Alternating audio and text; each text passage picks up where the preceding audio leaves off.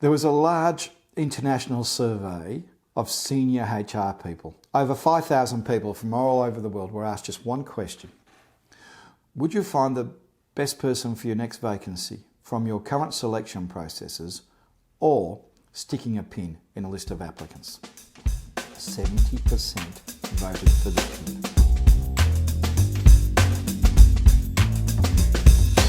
They know that their current selection processes do not work, do not provide them with the best person for the job. And the reason they know this, of course, is very practical reasons. They choose somebody and that person cannot do the job. They said they could do the job on the way through the selection processes, but when it gets on the ground, in practice, they can't do it.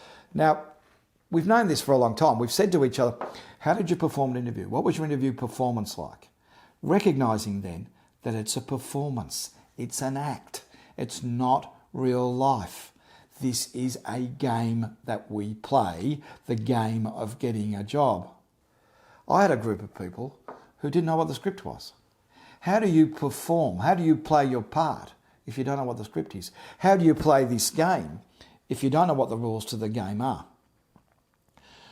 Once I realised this, I made it my mission then to find out what the script is, what the rules to this game are. The problem with most of the advice that you get is that it's personal advice. It's well-meaning and it's honest advice from that particular person when they're giving this advice. But even if that advice comes from a recruiter or a HR manager, it is only ever going to be about what impresses them and not necessarily what works on a broader scale. I think what sets my work aside from other people's work is this is not my opinion. This is my research. I went and I got government funding to do this. I went and sat in on over 100 different selection processes. I tried to get as large a range of industry and occupation as I could. So I sat in on junior jobs, I sat in on blue-collar jobs, I sat in on trades jobs, I sat in on professional jobs, and in some cases I sat in on some very, very senior managers' jobs, including a couple of jobs which pay over $1 million a year. It was one of the most boring things I've ever done, because what you learn very quickly. And in actual fact, I learned no more from selection processes 20 to 110 than I did from selection processes 1 to 20, because what you learn is very clear and it's very consistent. Two things. First one, what they say they want. Now, in large organisations, it will be a selection criteria. You can get it sent out to you. It will be there in black and white. This is what we're looking for. In smaller organisations, not that organised, it lives inside somebody's head. So I go there, they say to me, look, Phil, this is what I'm looking for today.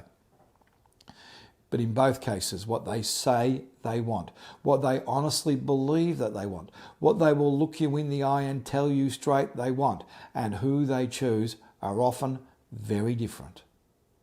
Now, I coach to who they choose, not what they say they want. For that reason, some of my advice will contradict other advice that you've received. I'm sorry, I can't help it. It's the way things work. But I will try and give some logic, some reason as to why it works. So not only will you do things differently, but you'll understand why you're doing things differently. The other thing you'll learn very quickly is there is a script to this. It's not as easy as just saying open sesame and doors start opening for you, but you see across occupation, across different levels, across different industries, you hear the same questions being asked time and time and time again.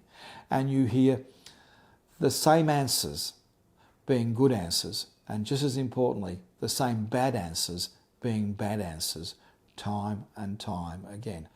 Now, it seems to me that some people, for whatever reason, have discovered the secrets to getting a job and have discovered what a good answer is. Those people, they get work, they get promoted, they buy houses, they go overseas for their holidays, they have better lives. They're not better workers. Don't fall into a trap of thinking somehow they are better at what they do. They're not better at what they do. They're better at the selection processes. And it seems to me grossly unfair that good workers struggle, not because they're not good workers, not because they shouldn't be promoted, but because they can't get through the selection processes where other people breeze through the selection processes when they're no better at what they do. You've picked up already that I'm very cynical about current selection processes. More than cynical, I don't understand them. I can't find a premise for them. We've got more people apply for a job than we can fit into the job. Okay, what are we going to do? How are we going to find one person for this job out of all the people who've applied? I know, we'll hold a competition for this job. We'll call that competition a selection process. We'll call that competition an interview. And the person who interviews best is the person who will get the job, even though they will never use those skills again. The skills you use in an interview, you don't use anywhere else except an interview. So we'll decide who gets this job by testing one set of skills, and then we'll give them a whole different set of skills to do for the rest of their working life. Why would that make sense to anyone? Really?